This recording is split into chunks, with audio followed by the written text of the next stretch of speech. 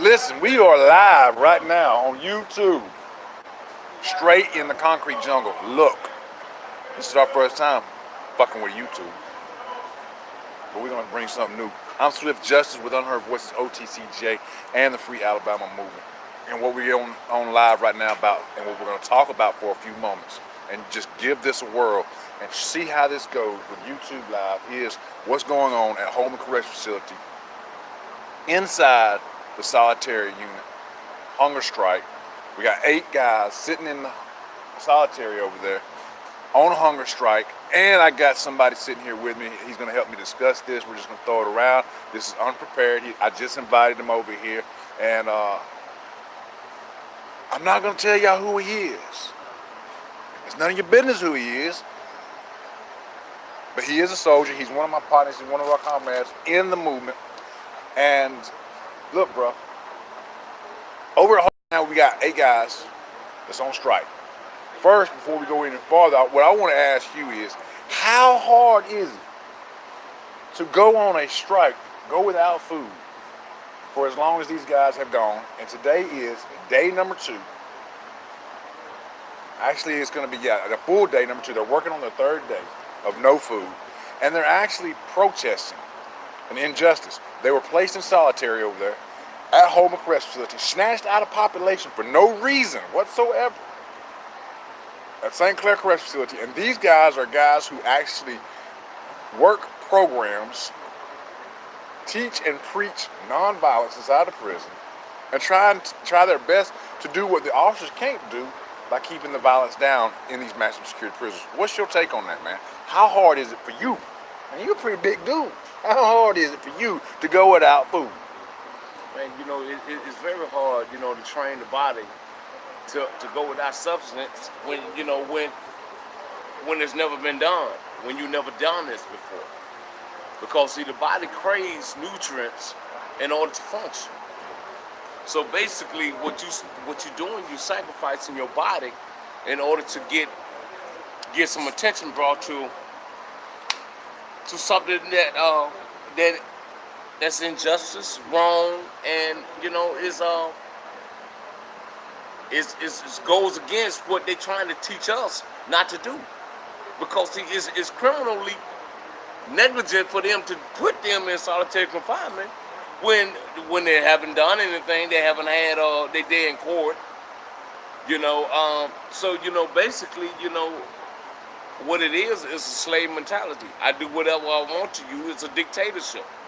You're saying that's the plantation master mentality. But look, what you're basically saying that them dudes over there at Holman right now are doing is starving for attention, literally. Yes. And they're starving themselves for attention. Now, one thing I do, I find it kind of alarming. I find it kind of sad that men and even women in our prison systems today have to actually go as far as starving themselves, which is in all actuality bringing a physical harm in order to expose an injustice. Now, in order for them to have to go that route, that says a lot about what's going on inside the system. Number one, you know just as well as I know that ADOC does not have a grievance procedure.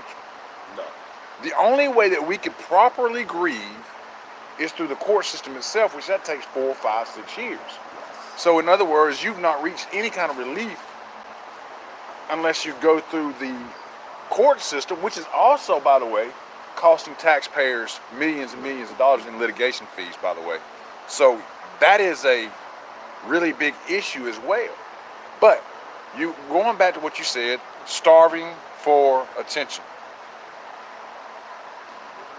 How in the world can society be okay with human individuals, having to starve themselves from the very essential that keeps them alive, just to show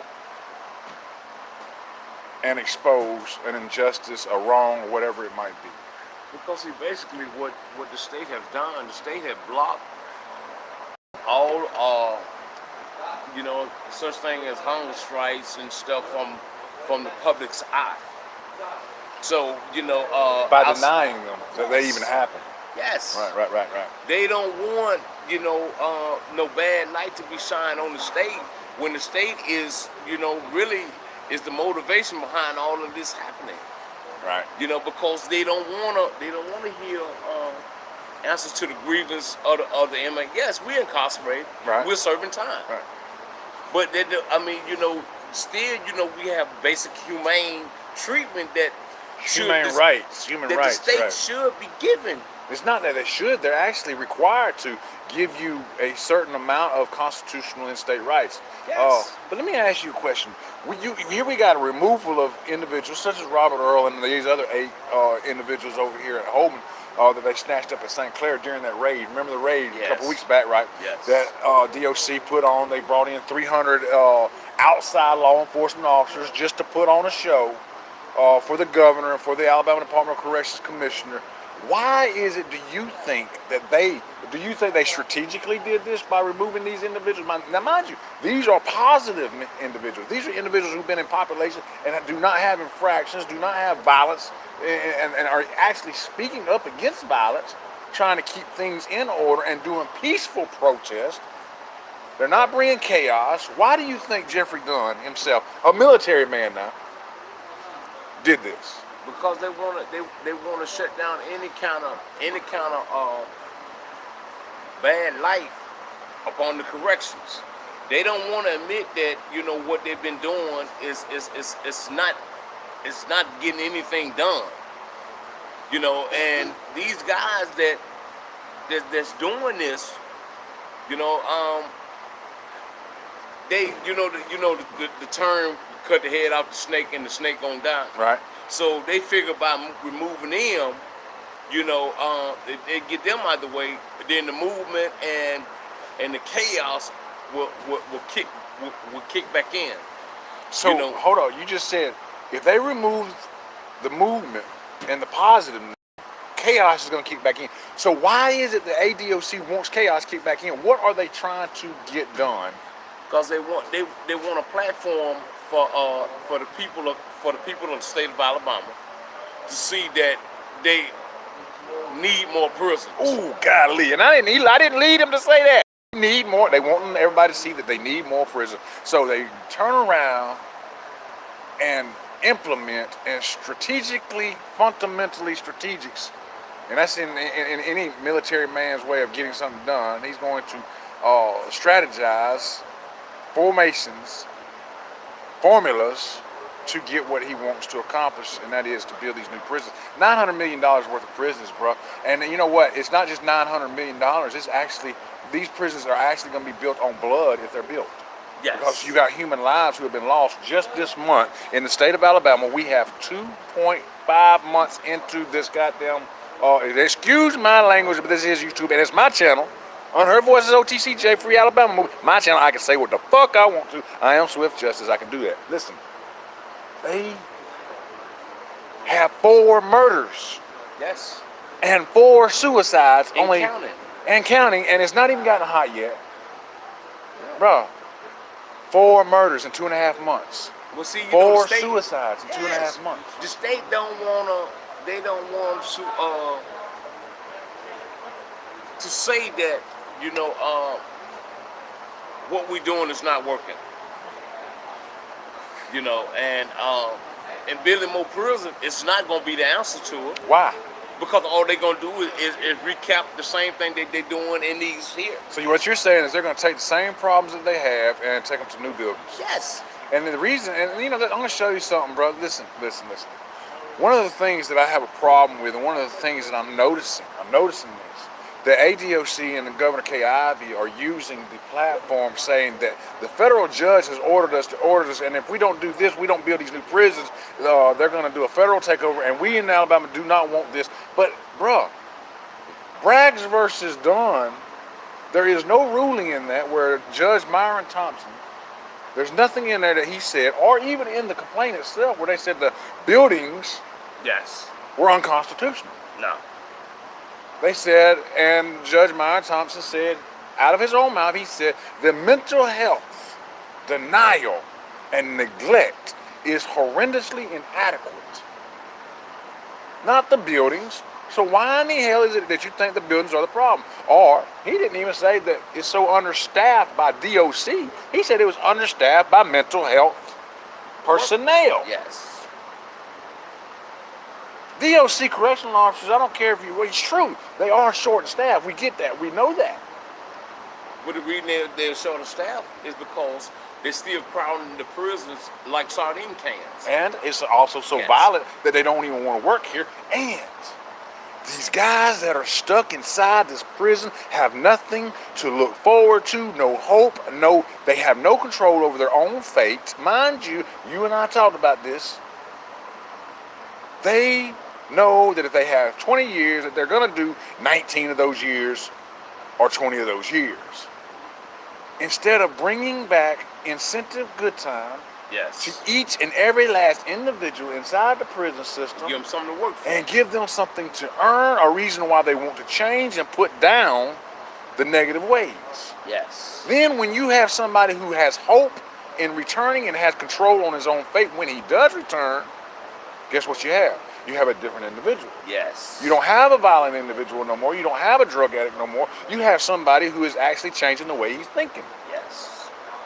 Otherwise, why in the fuck would I want to sit my ass down while I'm in prison? I'm going to do my time the way I want to do it. Yes. Mind Because, you, a lot of them feel like, all hope is lost.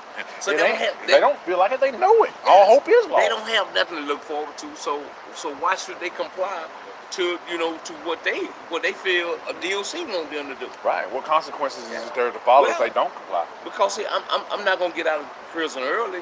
I'm not guaranteed I can't work my way out. No. I can't do none of that. So and so they're gonna do it the way they want to do it because there is no accountability for the state to put on the inmate.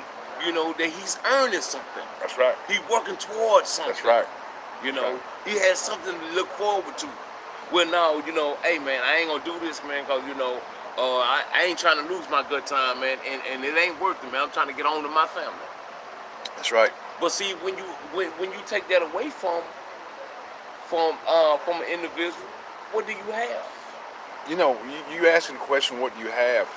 I want to know this. What do you have when you send these clowns back to society?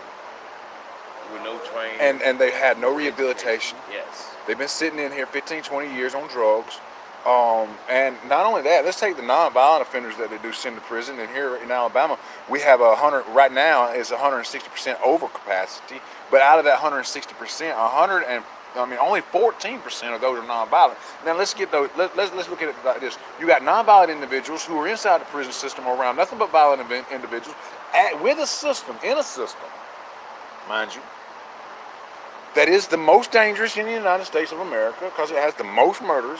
Yes. All right, the most stabbings, most assaults than in any other prison system in the state.